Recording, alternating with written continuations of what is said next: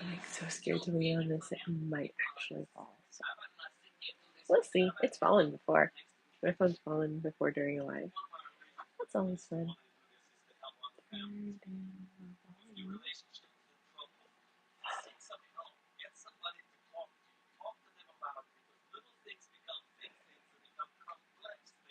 The joys of remote with batteries. I think they have. Maybe they are. Maybe they're not.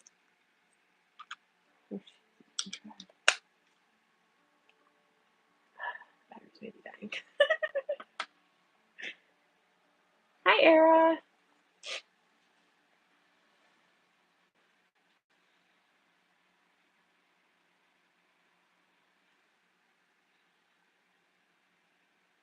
Hi, Sam. I literally just started not like barely a minute ago, so you haven't missed much of anything. How are you guys doing? Another week.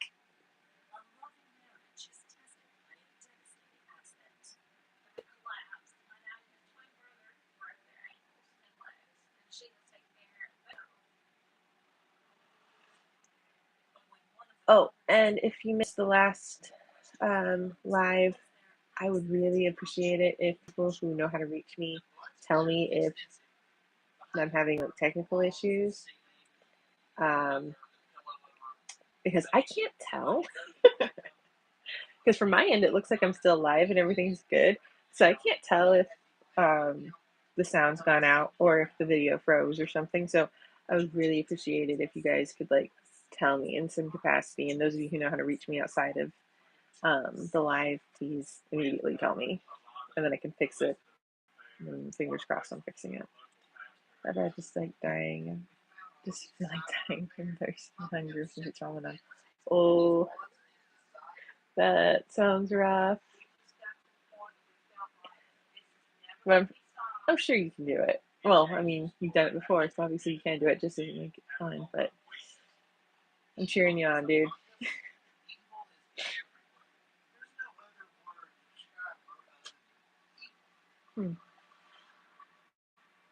Hi, Wolf. Yeah, not too bad of a week. Not too bad at all.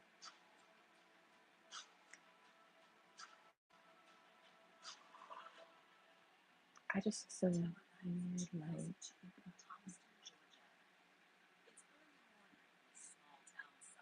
Hello.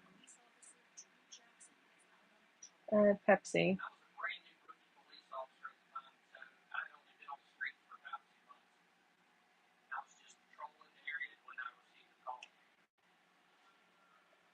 Hello, Crown. Hello, Oliver.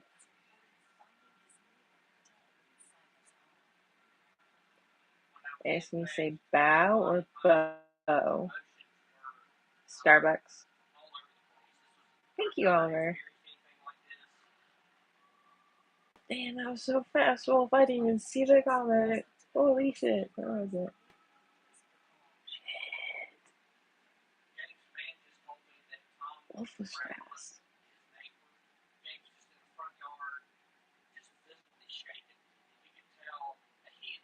M&M's.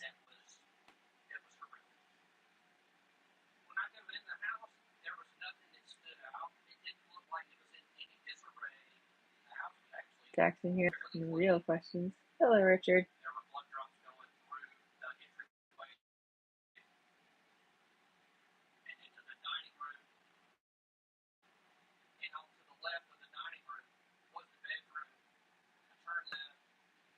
Red Doritos. Thank you. I appreciate that.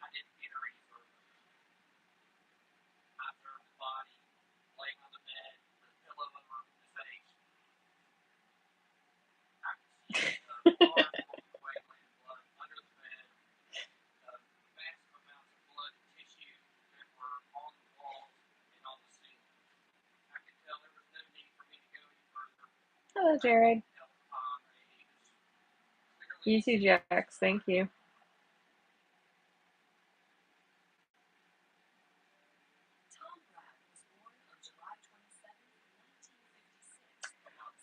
Oh, I learned something awesome. So you guys know I have two mods. I have Wolf and I have Michael. He's sometimes in the chat. He isn't much lately since he's been working like crazy, but he and his wife just had their second baby a couple weeks ago. He and I stuck at this life thing. We don't really update each other much on life, but yes, he is now a dad of two. So congratulations to Michael on that achievement.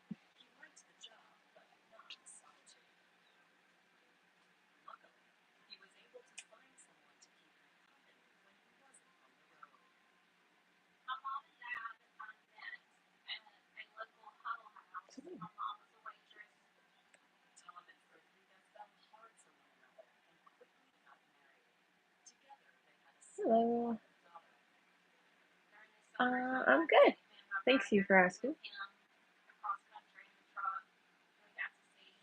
Oh, Wolf, if you notice any weird technical issues with the stream, please, please, please text me so I know.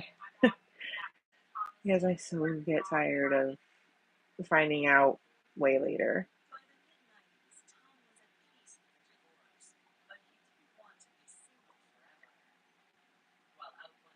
Thank you, Wolf. And this will be the stream that he joins in, and he's going to wonder why everybody's congratulating him. I appreciate that. I think it has to do with my internet connection. And I'm scared to do anything while I'm in stream because it'll just like kill the stream. I hate it when it kills the stream. I wish we could figure out a way to switch it up without doing that.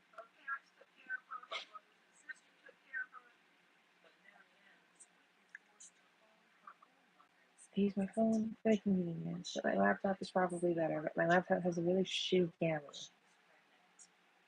And I don't have the money for a new camera. So I can't do anything.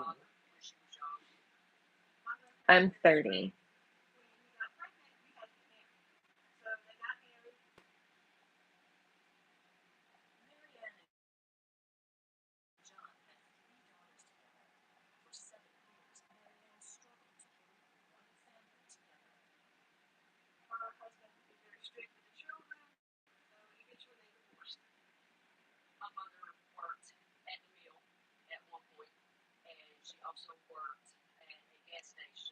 Well, thank you. I appreciate that. I appreciate that, Richard.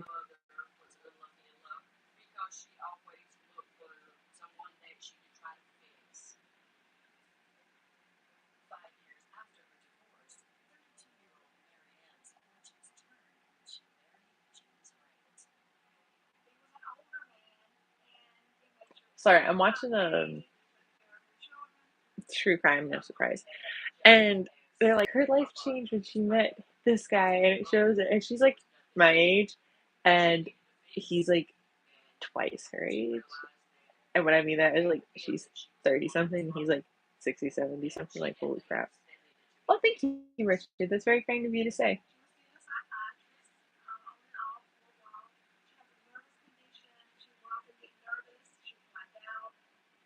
Ooh. Tell me more, Era. That sounds awesome. Hello.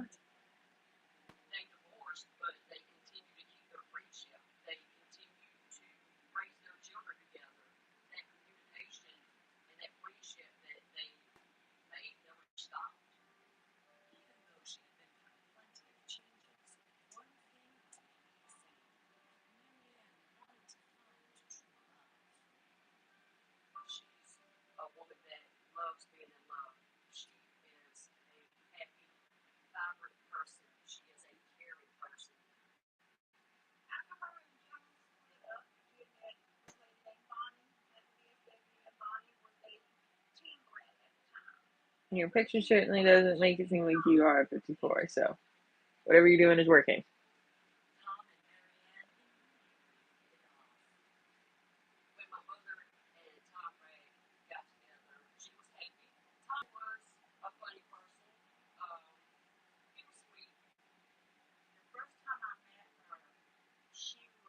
And now she's with some other, like, I don't know who this chick is in this episode, but she's like they've introduced like 3 different husbands for this woman. I'm like, and it's like one right after the other. Like, holy hot damn, how am I supposed to keep track for this plot? Of course.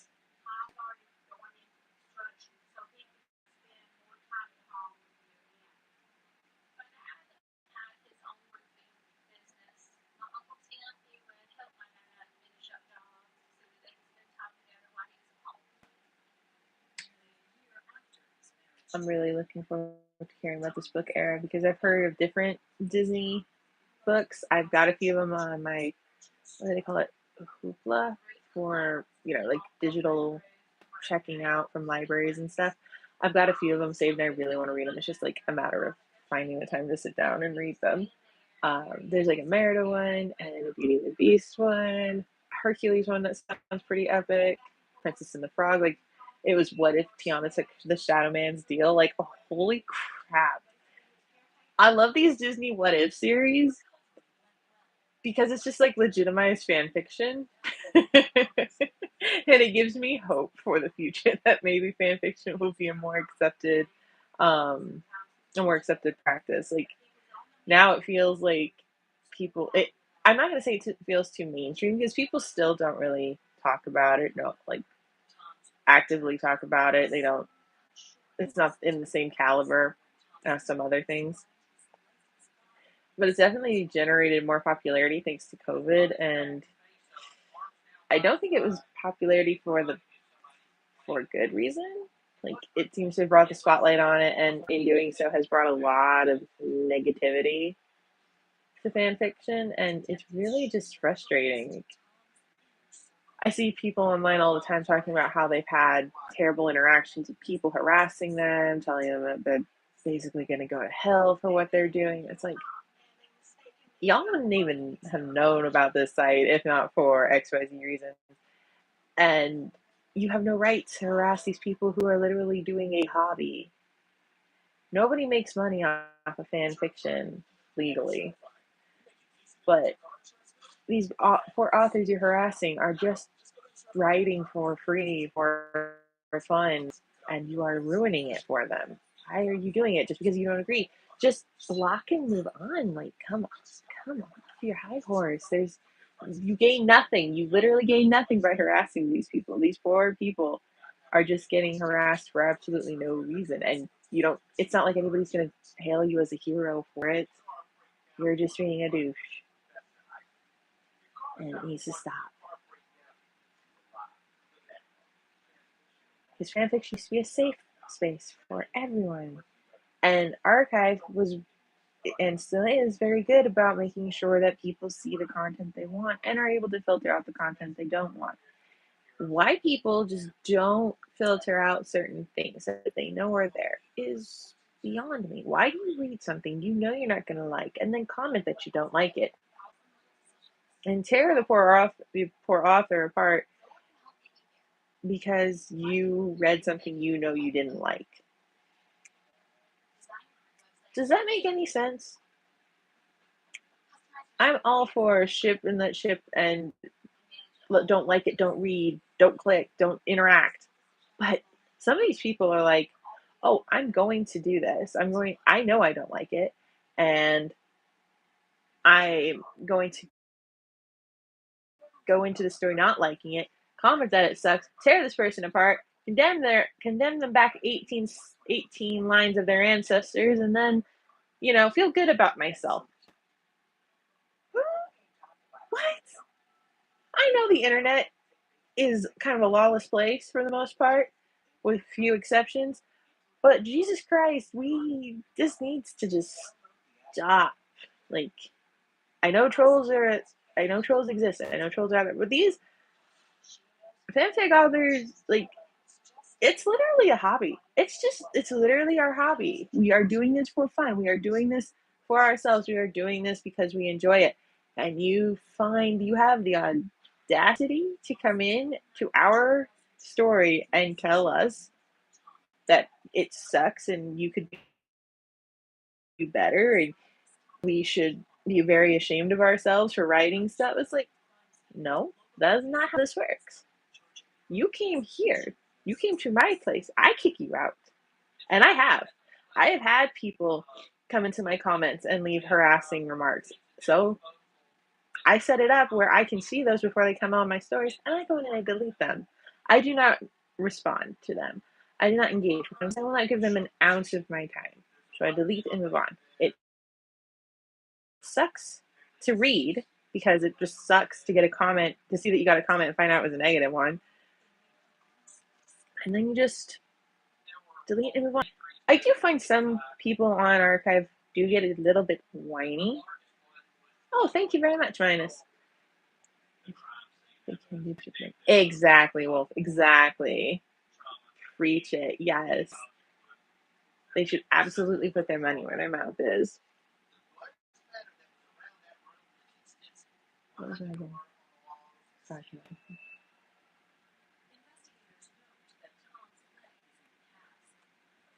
Oh, right. Some authors on archive are kind of whiny about it. I see it on Reddit. They're constantly posting about how they get these negative comments and or they see something and they're engaging with it. It's like it only provokes the troll or whomever to do it more. So if you don't engage, if you just delete the comment and move on, you'll be fine. But these people feel the need that they have to post this out there and ask, what should I do? What should I say? And like everybody comments, delete. It's like, don't engage, delete. And then they're like, well, I think I want to reply. It's like, don't reply, just delete and move on. And set your privacy settings so that you can view these comments before they come on your story, and you can delete. And if it's a guest constantly commenting, somebody who doesn't have an archive account, then you can turn that off. You can turn off, and they can't talk to you anymore. No matter how many guest accounts they make, they can't talk to you anymore unless they get a real account. Exactly, Wolf. I've had to learn that lesson a lot because I don't know why, but I was raised where you like, if somebody like sends you a message of whatever, it's polite to reply back, and now I'm like, fuck that. If somebody's being negative, I'm not replying back. I'm not going to give them any of my energy. I give them enough energy, the amount of energy it takes for me to click the delete button. That's about it. And then I just move on from there.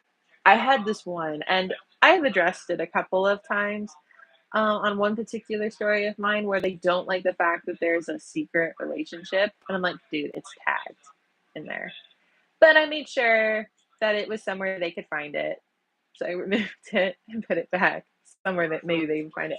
And then another one told me they didn't like the fact it was gender bent, and I should have tagged it as gender bent.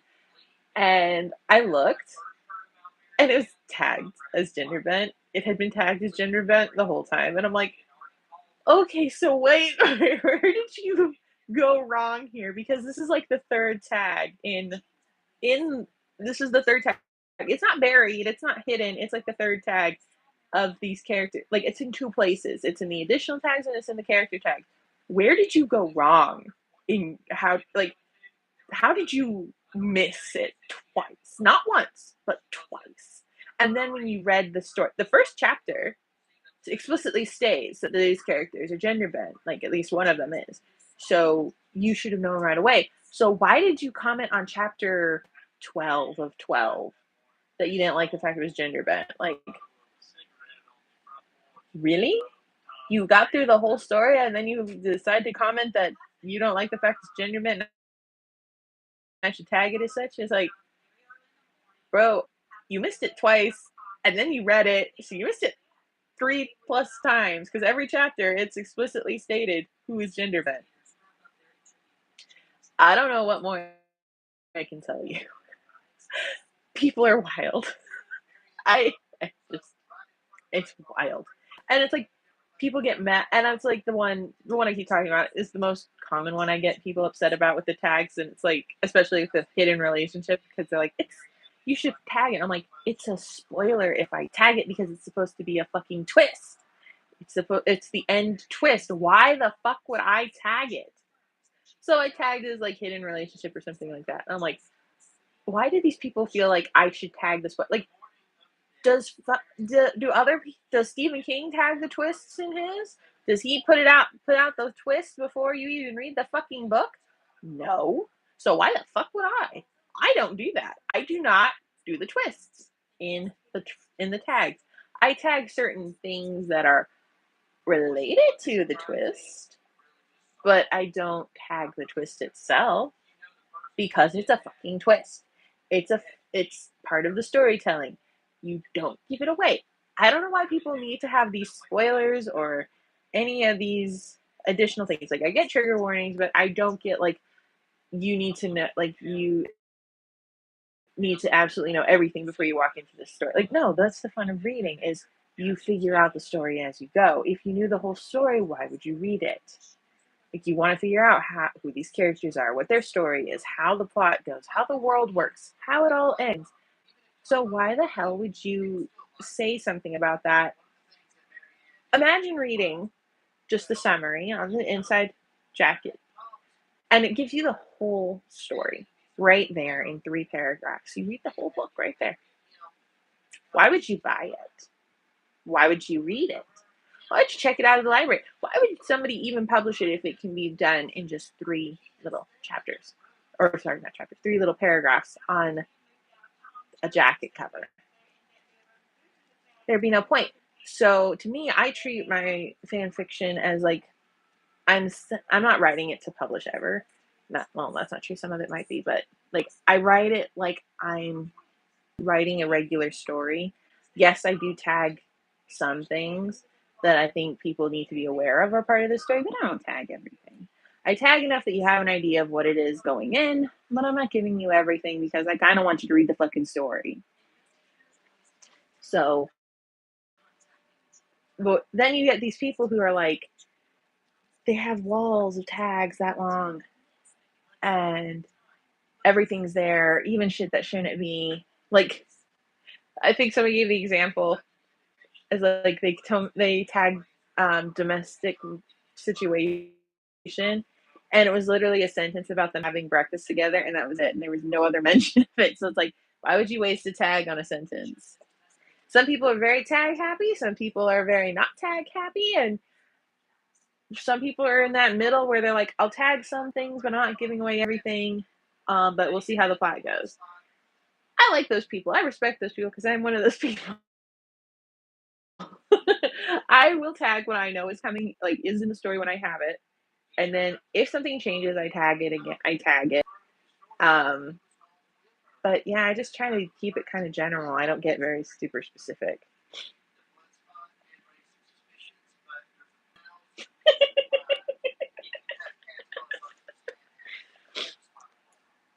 I mean, yeah, but if you're talking about like the back, like I don't know, there's something more compelling about his right because his was all plays, so you had to go into it. William Shakespeare, everything was a play, so you kind of had to go into it knowing some background, just a little bit, and then you just watch the play come to life. I don't remember him ever tagging how Romeo and Juliet ended. Like I don't remember him writing that down in his summary at all. Um, Anybody who knew history knew how Caesar was going to end, knew how Julius Caesar was going to end. If you didn't know your history, then you were kind of surprised. But if you knew your history, you knew that the fuck was going on. Hamlet had so many twists and turns. Imagine having everything ruined for you before you even walked in. Like, I don't know. It just nobody. People survived before tagging things was required or putting in trigger warning. Like people survived that. People survived reading that stuff. So I'm like torn because like yes, I understand some people may be more sensitive to certain subjects and they should know that these subjects are in the book. But at the same time, we don't have to tell them literally everything that happens in the book before they read the book. So I'm like, I understand some trigger warnings because there are people who have gone through a lot of traumatic stuff that may not want to read something that could bring about those feelings. I actually went through that myself. It was completely out of the blue. I had no idea that I was going to react that way to the story. It wasn't even for any of what you would think traditionally would trigger somebody. But for me, it was um, there was given court papers because they were somebody was trying to ruin this person's like relationship or family or whatever. And for some reason, I found that whole scenario like very triggering. And I'm not going to get into specifics as to why, but I found it, but it was just out of the blue. I started like getting very uncomfortable. I started getting very, my anxiety started to flare. I started wanting to like get up and walk around because I was just like, I have to burn off. Like, there's something wrong. I need to burn off energy. I need to be up. I need to be moving. I need to get away from this story. So I actually closed out of the story. And it was near the end anyway, so I didn't really miss anything. But I closed out of the story. I got up and I just started doing whatever my brain and body were telling me because I had to get out of that state. I that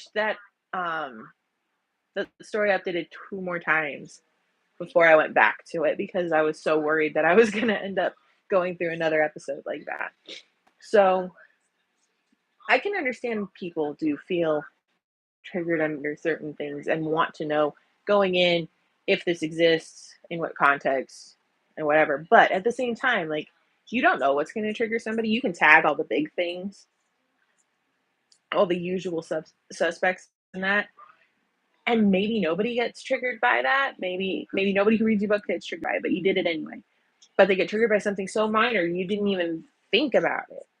Like, it's really hard to know what to like how to balance it out because you really don't know what's going to upset somebody or set somebody off in a way. So again, I can see both sides of the argument, but at the same time, it's like people survived reading long before we had the use of trigger warnings or proper summaries or anything like that. I mean, it's possible to get through reading a book without having to know exactly what's contained in the book that the topics that may be sensitive to you. So again, I can see both sides. It's just like people really need to calm down a bit about how this works because it like you don't know. You just don't know. And if you know what triggers you and you see something, just avoid it. Why do people go into shit thinking, "Oh, I'll be fine." If they see that it's something that triggers them. If you don't see something and you're like, "Oh, I'll be fine." That's different. But if you see something you know will trigger you, or at least make you feel uncomfortable, why do you read it? Why do you go into it? It's like, why do you watch a movie about a topic or a subject or whatever that you know you're not going to like? Why do you waste your time and money on something you're not going to like or go somewhere like? Do you do that? Do you waste your time like that? If so, then you are definitely the person that should just go in and read shit that they don't like. But if you're not the type of person who would spend $100 on an event that they don't even like, why are you wasting your free time that you didn't have to pay to for an experience you didn't have to pay for that you know is going to be unpleasant for you? Why? It's like the same thing with YouTube videos and TikToks and stuff like that. Like, if you know you don't like that content, why do you permit it to live on your, your algorithm? Just dislike the video, block whichever person you don't like on the platform. Just do whatever you have to get away from it. Like, why do you engage? It's like people are almost masochistic in that way. They love the idea of being uncomfortable. So they then make it everybody else's problem that they're uncomfortable, even though they put themselves in that situation. It almost reads as kink to me, and that's not really good because none of us really consent to being part of that person's kink, and that's nasty. And they really need to get control of themselves. It's like you if you know what upsets you, if you know what things are unpleasant for you on any level, stay away from it. Don't engage with it. And if you do, and then you just tell people you don't like the content, like imagine watching a slime video and you're triggered because of the sounds of Like you don't like a certain way that they do something, or the like I don't know, the texture is something you don't like because your sensory, like you have sensory sensitivities and you don't like that particular texture even though you can't feel it. It's like if you know that certain things trigger you like that, and then you proceed to watch it and then comment about how terrible it is because of XYZ personal reasons, what the fuck do you get out of it? Like, do you get some kind of sick, twisted pleasure out of the fact that you probably just pissed off a bunch of people, that you probably made the creator uncomfortable and are making them rethink their way of marketing or branding or engaging with their audience? Like, do you get off on that? I swear to God that some of these people really do get off on it because they'll keep commenting it everywhere. They will keep going back. They will keep going back for more and doing the same thing. It's like, why do you do this? Can you stop? I just don't understand people a lot of the time, I guess. I just don't get why, if something is harmful to you personally, why do you go back to the thing that harms you? Like, if you know that it's bad for your mental health to read about XYZ, why do you engage with content that is about XYZ? And then you make people uncomfortable by saying you're uncomfortable because of your own experience. And then people who call you out, you're like, well, I'm just saying like how it is, and I was expressing my opinion. It's like, no, you are deliberately making people uncomfortable by telling other people they're wrong for being interested in this topic because you personally don't like this, or you personally can't handle this topic. Like, that's not right. People are allowed to engage in whatever content they want within reason. There are always exceptions without having to worry about other people invading that space. Like, if you don't belong there, don't be there at all. That's why I don't get sad when like people comment negatively on my videos or whatever. Like, yeah, Wolf has been there for me when I have particularly nasty ones, but I more so just show Wolf what they are because it's like, dude, can you believe somebody actually commented this? It did take a hit on my confidence because I had to learn that you're always going to get trolls. People are always going to do that thing. And then I just delete them and go, they obviously just shouldn't engage in my content. This is obviously not for them. They are not my audience. So I should not feel bad about deleting their comment, if blocking them if necessary, any of that. And Wolf really helped with that. So I appreciate Wolf for that, for helping me get through understanding somewhat the minds of trolls. I still don't understand the people who go into other people's stuff and comment negatively, but people will do it. They have done it from the inception of the internet. And they will continue to do it even when we have neural links in our brains that make the internet appear before our eyeballs. Thinking of that makes me think of a horror story I read where someone got an eye transplant and they got it for free with ads, and they weren't able to sleep because they had to catch up on all the ads that they skipped in order to keep their free eye. And it's like, you know, there are probably enough sick bastards in this world that they would make something like that. And it would sound great. You have this artificial limb or eye or organ or something. Just have to watch a few ads every so often. It's like, no, that sounds like hell. This just sounds like absolute hell. But there are people who will probably do that. I'm not going to name any names, but we all have probably one or two in mind about who would do that.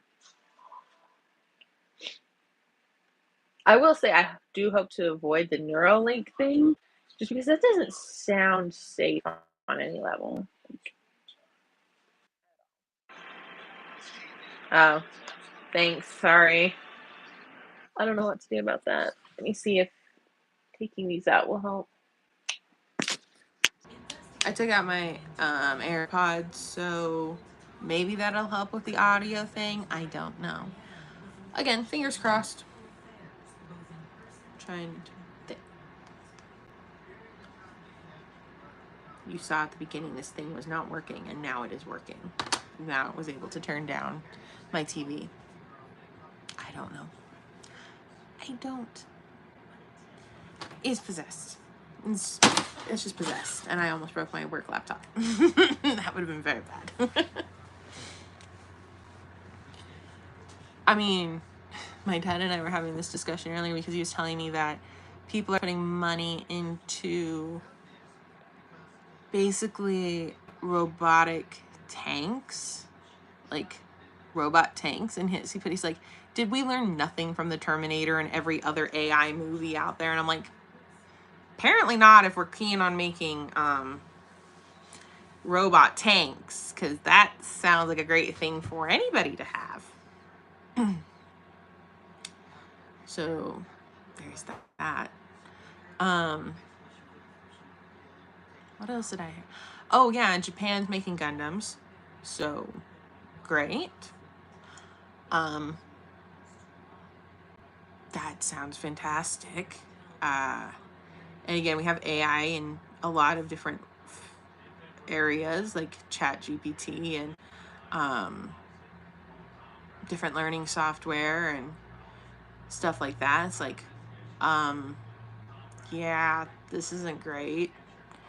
And it's also in the creative world where people can just put in for an image and get one. It's like, this is really not what we wanted AI for. We wanted AI to be able to do all the crappy chores and our jobs for us so we could do the creative shit on our own time. But okay, yeah, you just let it take over the creative thing, and I guess we're supposed to work until the AI takes over our work, and then what are we supposed to do because everything's AI generated? Like, they're not leaving us with many options here. Oh, and the amount of people that are using AI to do writing is insane.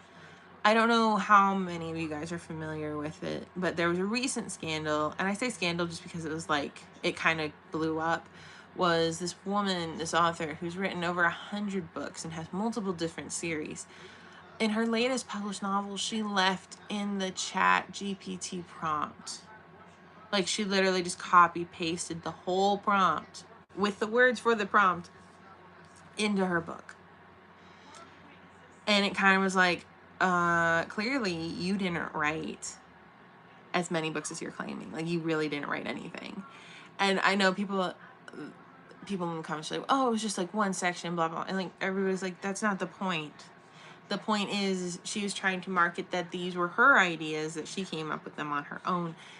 But really they weren't. She was putting it in, like, whenever she got stuck, she was just putting it into Chat GPT and pulling up the next answer and writing off of that. Like, that's great to help you generate ideas, but it shouldn't be the thing that you grab and put into your story. It should just be something you can try to work into it naturally, not just copy paste from a machine. I don't know. There's some authenticity issues with that, and I just wish people would, if you can use it to help yourself if you're stuck in a plot point or if you're stuck for what to do next, type in whatever it is that's got you stuck in your story, and then see what solution it spits out. And if that works for you, great, but work into your own voice, for one. And two, if it doesn't work, then maybe you should go back further in your story, because usually what happens is you wrote something previously that now the consequence of is where you're stuck, so you have to go back and figure out where you made the wrong turn, basically. And I've had to do that a couple 300 times. You get stuck, you're like, well, what's not working? You back, you read, and you're like, that's not working. And then once you fix that thing that you realize wasn't working, it's like, oh yeah, now this is all that can come out of this, like, 3-sentence change. Now I have a whole chapter. It's that simple. And also the voice actor strike is happening from video game. Yep. We've got AIs impersonating celebrities, which, let's just say South Park called it, because remember the episode where they had the holograms of like Michael Jackson and these other dead celebrities and performers on, like, doing concerts and stuff? AI kind of called it. Or sorry, South Park called it for AI. Kind of also Black Mirror, but not really because that came out after that episode. But anyway, South Park called AI on that one. And then we've got the voice actors who, like, I know some have signed that they do not want their voices used in the event that they pass.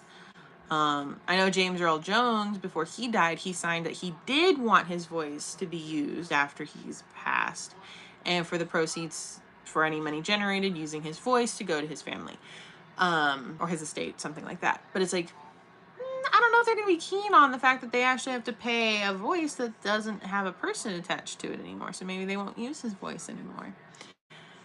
But there's also, that, like, should you ethically use somebody's voice who's no longer here to speak things they've never spoken before just for the sake of having them in a movie?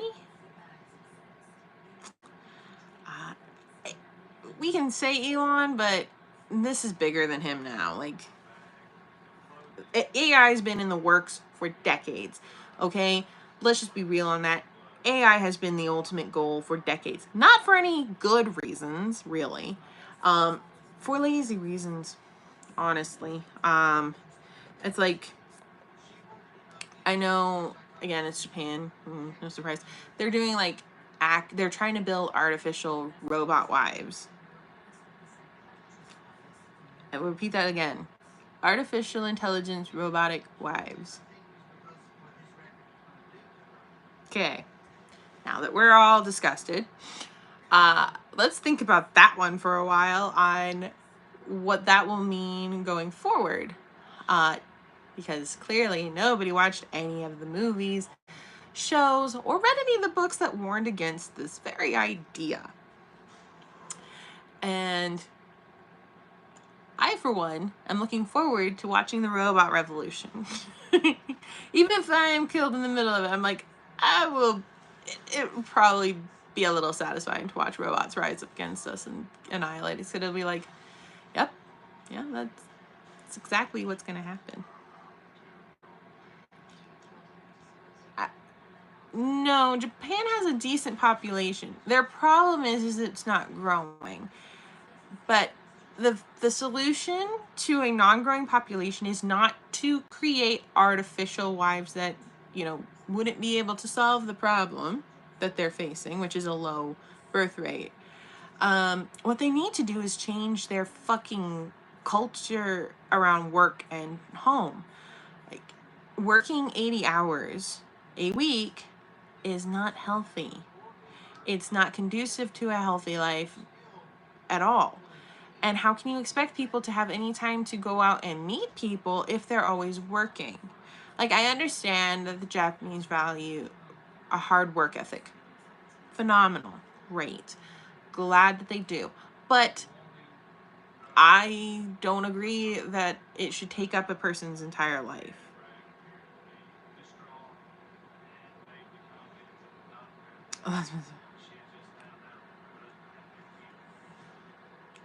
Yeah, it is messed up. Sorry. But anyway, technology can't solve all of our problems. We humans created our own problems, and robots and other technology will not solve it. They will probably just perpetuate it because it's just putting a band-aid over a gaping wound, essentially. Like in Japan, they need to fix how they do work and how they have a life and how they perceive having a life. Like, you can't. They are now giving like almost $10,000 American away every month to parents who have children. Like, they are trying to incentivize people to have children to the point that they are like, we are literally paying you to have children. And it's not working. Like, it's working somewhat, but it's not working how they really want, because the younger generation, like people in my age range, maybe a little younger, maybe a little older, have to work. They are expected to work.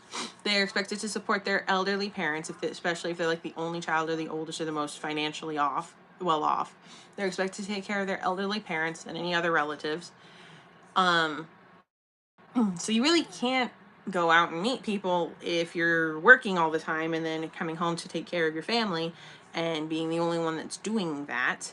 And if you do have a family, both you and your spouse are probably working full time, so you're probably not really together. And if you are, you're spending that time doing family obligations, like taking care of relatives and such, or taking care of the house, or doing something that is not, focusing on yourself and your relationship and your partner and all that. So then there's no children being made because nobody has the time to do that. And if a child is made, well, the parent that's pregnant still has to go to work, still has to work their 80 plus hours, plus squeeze in all the appointments that they have to make, which apparently is semi frowned upon by their work culture. Like, it's frowned upon to have to take a day or some time off for appointment. Like, it's weird. Like, they need to fix that before they can fix anything else. But anyway, so they have to deal with that. And then when they do have a child, they're given a lot of money to help them take care of this child. But then they're still expected to put this child in the care of somebody else and go back to work because they have to be productive. I'm sure there are stay-at-home parents in Japan. There just aren't that many. It's not as widely accepted as it is in other regions. From what I've seen, from I've interacted with online, it doesn't seem like there's a lot of that. And then the kids are kept in school for so long. They they start school at like 7, 8 o'clock in the morning and then go until 4 or 5 in the evening. Then they go home, and high school students, on top of everything else they have to do, they are required to go to cram school, which is an additional 2 hours of school to help them with their exams. So high school students are in school almost 12 to 14 hours a day, and elementary and middle school students, well, the equivalent for us, are like 10 hours, 10 or more. And it's like, that's not healthy. Like, it sounds good. It makes it sound really good. Like, oh, these kids are getting so much out of school. No, they don't really. They are, like, school is replacing a lot of things for them. Like, they have to be part of activities at school because they have no time outside of school to do that. They have to be part of, like, that's why they have all these different festivals and stuff. It's like, it happens during school because it can't happen outside of school. Like, it's mind-boggling. You're kept in work and school for so long. It's no wonder some of these people just lay on the ground in their apartment and want to just not exist anymore. It's insane. And then on top of that, kids' schools start on April 1st and end on March 31st. They don't have a summer vacation like we did. I don't think we need a 3-month summer vacation most of the time, but I one time looked it up, and I think maybe in the entirety of the school year they got 4 total. And I mean, like, this is the total amount of time, 4 weeks. This is with all the days off in the year. This is everything, 4 weeks. 4. The most they got was Golden Week and New Year's. Those were the times they got the most off. They didn't really get much of a summer break. Like, they don't. I had to look this up. It was insane. I was like, no wonder these people are burning out so bad. They literally don't get any time off. Like, they really don't have anything. Like, they get 4 weeks off throughout the year. Again, I think the longest times were Golden Week and New Year's. I think maybe they got summer. Maybe that was a couple weeks, so maybe they get 6 weeks off. But still, 6 weeks? 6 weeks? That's nuts. That's insane. People in the Western workforce complain about having, like, either complain or rejoice about having 6 weeks of paid time off. And it's like, that's what kids are getting. Kids here get way more time off. Kids over there are getting what adults get over here for a break, like for their PTO. Or if you're in, like, Europe or whatever, that's like your standard. So that's terrible. And apparently the workers in Japan get less.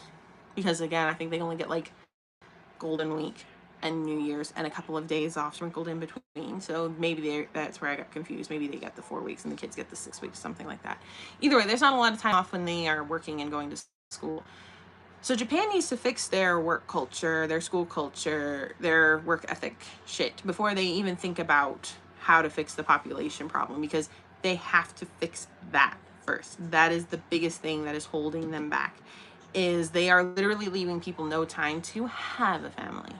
That's why, like, when you read about certain, like, when you read about things in Japan, like, you hear about how they have, like, work outings and they go to speed dating. It's like they have to go to work centered events just to meet somebody that they could potentially date. But then their dates are kind of centered around work. It's just their life, their work, family, and school. But the family part kind of comes last unless you're an elderly relative, because your children are raised in the school system and your spouse is off working. So where do you become a family? Well, the 2 hours you see them before bed. That's nuts. That is insane. That, like, I get being, like, wanting to do well in life, but not at the sacrifice of all that. I will take my current situation in the US over that. I would ideally like the European system, but I'll take the US current system over the Japanese system right now, because the Japanese system is so barbaric in comparison. We think this is bad, that's worse. There's always something worse and there's always something better. Japan is worse, Europe is better. But yeah, AI and technology is not the way to go about fixing certain problems that countries are having. We need to actually solve it as people and solve it at like a fundamental level, not just a surface level. But that would require self-reflection and looking in on yourself and the state of your culture and your country as a whole, and go, maybe we were wrong. Who the fuck's gonna admit they're wrong in this world? Hardly anybody, especially not the people in charge. No one in charge is going to admit that anything is wrong. They're not going to say that we need to fix anything. They're going to say everything is perfect, everything is great, and you guys just need to do X, Y, Z, and it'll be better. No, y'all need to change this up, because this is a you problem. We are more than willing, but it's got to start at the top, because all the people can do whatever they want, but if the systems in place are working against them, there's nothing they can do. Like, there's only so much you can do before you hit red tape of some sort. And then you're working against a system that wasn't designed for you, that was designed to bring you down, that was designed to keep you in a certain place in life.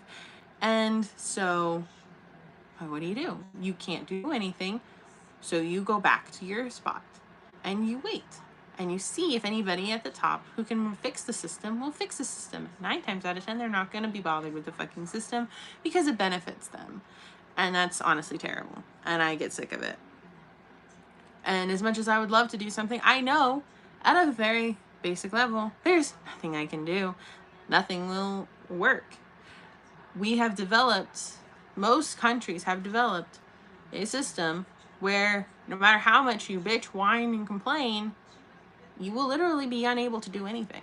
You will not be able to bring about any change at all, without resorting to extreme measures, because there are extreme measures keeping you from doing anything. So unfortunately, there's going to reach a point, and I'm not saying now, I'm not saying in any country specifically, but here's how it's going to work. In order for any system to change, for any major thing to change, because it is considered an extreme, because it is just like the ultimate, you're going to have something else meet it that's also an extreme. So when two extremes meet, it will collide and it will be a big bang, and there will be something that happens, and then from whatever is left over will rise the new system. That's how it works. You can look throughout all of history. That's how it works. You have one extreme, which is whatever system is in place at the time. You have another extreme, which are people who don't appreciate or like the system, and they decide that they want to change the system. They have tried to go about changing the system in different ways, and then they found that this could not happen, so they resorted to different methods, and that worked. And that is how we are in every situation we are in now.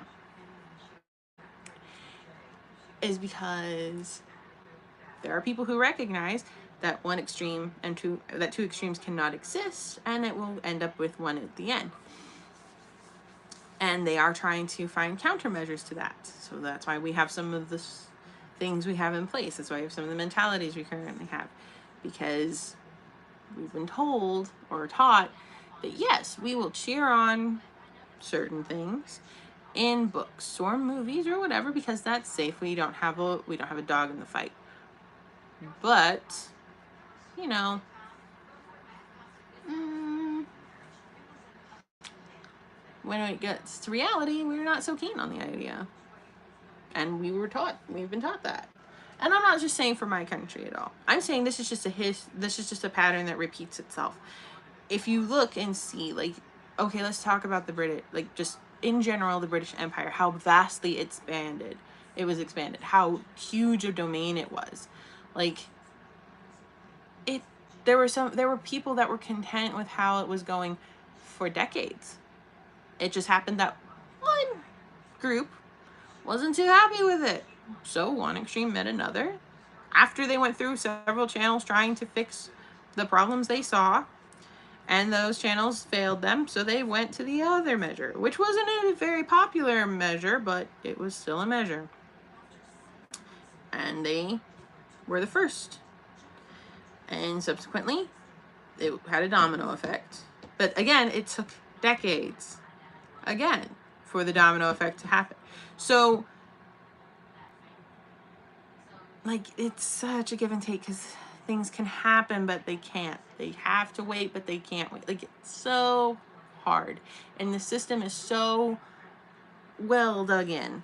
And this is for every system. Like, you look at any system, any culture, it's so dug in that having any kind of dramatic change is next to impossible without having some kind of dramatic force pushing on it. And we we really need to stop talking about changing things as if it's easy. It's not easy. It's like literally trying to change somebody's mind or trying to understand somebody. It's not easy. It's not really possible. You can be empathetic to somebody for so long, like for certain things. You can understand a person because you had something similar, but it's not exactly the same. So so it's not easy at all. You can't change something easily. Like, you can't change somebody's mind. They have their opinions rooted in whatever. You can't change it. You can't read it. You can't do anything. They have to be willing to do it themselves. So if they're not willing, you're not going to get anywhere. So I really wish people would stop perpetuating the idea that, oh, we can make change happen. Change cannot fucking happen without some people that are willing to do things. Anything. Even think. People need to be able to, like, think and come up with ideas and not resort to extreme measures right away. Because maybe if you use different methods, it will work better.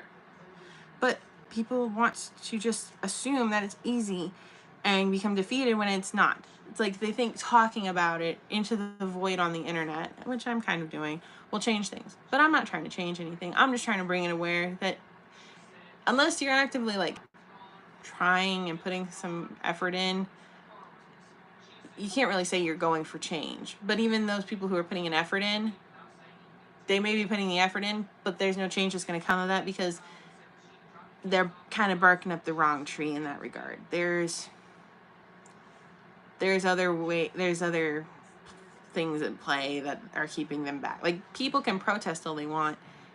It's really not going to do much because protesting does nothing. Really, it might bring attention to the cause, but unless other people higher up in power see it and agree with you, nothing's going to change. You always have to remember that you're on this level and the people that can make anything change are on this level, and you have, like, hundreds of levels in between. So you have to go up each one. It's like a video game. You have to go up each one to get to the boss, and then the boss can still knock you back down to level 1. So you got to remember that if you're ever wanting to make change in the world. You can make change on your own in certain respects, but you cannot make a whole system change without going through every boss and getting to the top, and then the boss can still knock you back down. So welcome. Thank you for coming to my TED Talk on the situation that I just mentioned. Thank you guys so much for joining. I hope you had a great time. I really enjoyed talking with all of you. Um, I hope you have a great night, a great week, and I will see you in the next video. Bye bye, everybody.